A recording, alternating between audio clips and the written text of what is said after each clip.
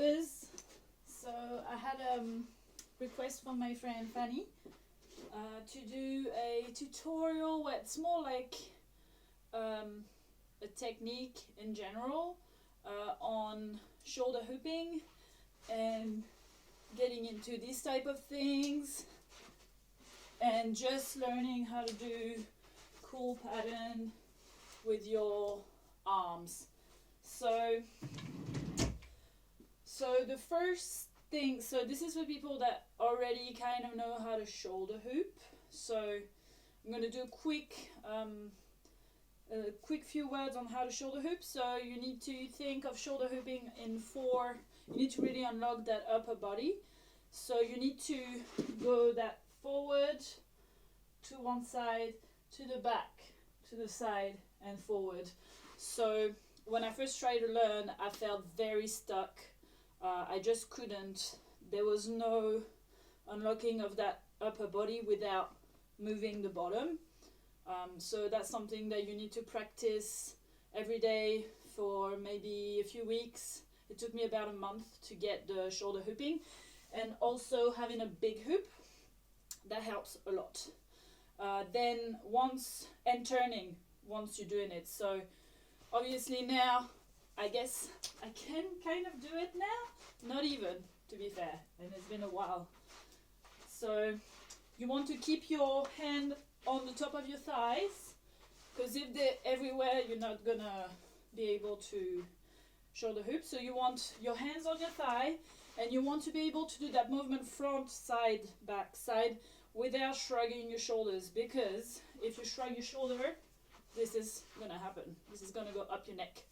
So you need to have a very flat, leveled, you want very soft arms, not contracted. You want to basically, you are square, this is round. So you want to just adapt to the hoop. So become a circle as you turn. And always practice both sides. So once you're comfortable shoulder hooping, I want you to just start realizing, so it's the same as when you're here and you're doing your ducks in and out, just to understand where are the big openings of your hoops. So realize that when your shoulder opening here is a big opening for you to do what you want. So shoulder hooping, you're gonna first, if you're hooping to the left, try to pop your left arm out, then put it back in. Then your right arm, and then back in. So that could be just itself a really good exercise with music.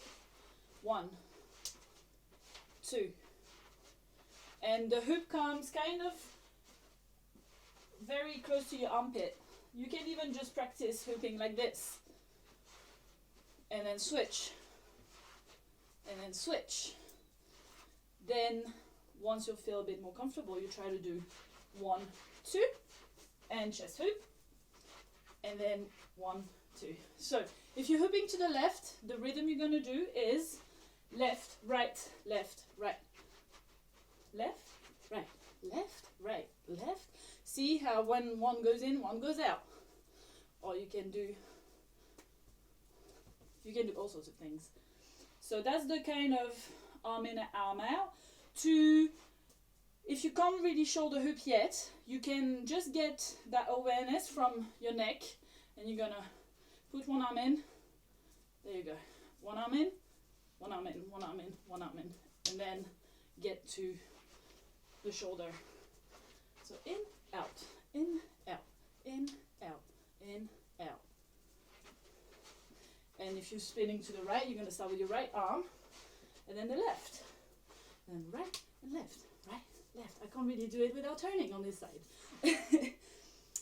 So that was the first kind of technique that you can make shoulder hooping more interesting than just, just doing that with your arm doing nothing.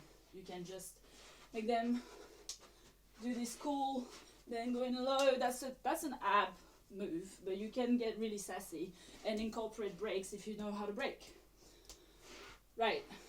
Then something that I absolutely love, and I think that's really like if you're following the old school hoopers, like Hoopalicious or Baxter and all these amazing people, there's really that movement that is very present, which is that following with the arm, opening and contracting, opening and contracting. So I'm going to show you what it looks like.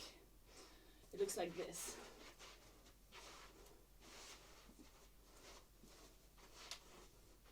And from there you can do this type of things and then close, open, close. So that's really fun to do, but it gets you a little bit dizzy. So what you're going to do, again, you got to understand where the hoop is in front of you and when it's behind you. So what you do, if you're spinning to the left, you're going to start as the hoop opens here. You're going to just show it with your basically with your arm. So see, opening, opening, opening, opening. So it's going to fall a lot at the beginning, but you just basically when the hoop, when you hear and it's coming around, start to, and then here is going to hit here, just drop your arm and start to follow with this one. And then it's closing again, it's hard to do without moving. And then you're opening again. So open, whoop, see? It's going to go up your neck a lot if you shrug your shoulders. So that's like one of the most beautiful shoulder hooping movement, in my opinion. That's really graceful. Makes you look like you're just partner dancing with your hoop. And then from there you can get into, you don't even need to do it a lot. You can even just do that. And then when it's coming to your right, see here? So you start with one, just to understand, just start with one here. And then this one, this one, this one. And that's how you can get into, if you just do, if you're spinning to the left with your left hand, left finger, open, and then open your arms like so, and just sustain spinning. Whew, get a bit dizzy. If you feel too dizzy, have a break, have a breather, drink some water, and then come back. Don't fall on the floor. Try not to. So basically, you can even do it without having that tracing kind of thing, but you can practice by just having it here and turn.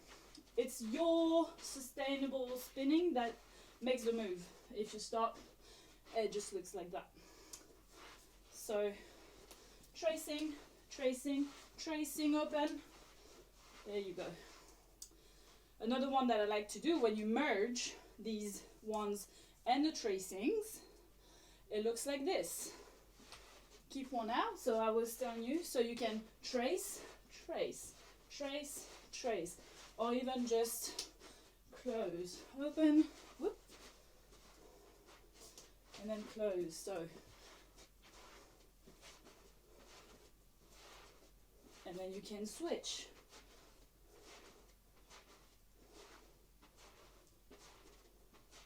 Get it? Right. Was there another one? I'm a bit dizzy. So there was these things, and then you can just contract and open and get into the stalls, and it's really beautiful. But all of these are kind of drills as well to just better your shoulder hooping, so you can just go into these really cool things. You can paddle, paddle, play with the clothes. See how there's so much space you can play with. So you can close or do these cool ones. Ah! How is it already? Something like this. Ah, I can't even do it. But basically, see how you can just, that big opening in front of you or on the sides. there's so much things you can do. It's amazing. And then just this type of stalls. So I hope this is clear. And if you have any questions, please let me know. I hope this inspires you to just explore more movement, focus a little bit less on the tricks. That's something I've been doing a lot at the beginning of hooping, just tricks, tricks, tricks. And then came to a point where I realized I was not moving my body that much and just doing tricks, which is really wow, but it doesn't connect you to your hoop as much as when you just like trying to dance with it. How does it feel? How does it want to move with you? Try to follow your hoop more than working against it. Try to follow, like, even if you feel it's falling, don't just drop it. Try to move with it even though it's falling. What movement can you do? It's really, really interesting. And if you have one of your favorite music in your ears, it's like a crazy experience. So let me know if you have any question, requests on some type of tutorials. That's like 2 requests I had these last 2 tutorials. So yeah, I'm not doing much as most of you, I guess. So please let me know if you have anything you want to learn. I can make a tutorial for you. Thank you for watching and happy hooping, guys.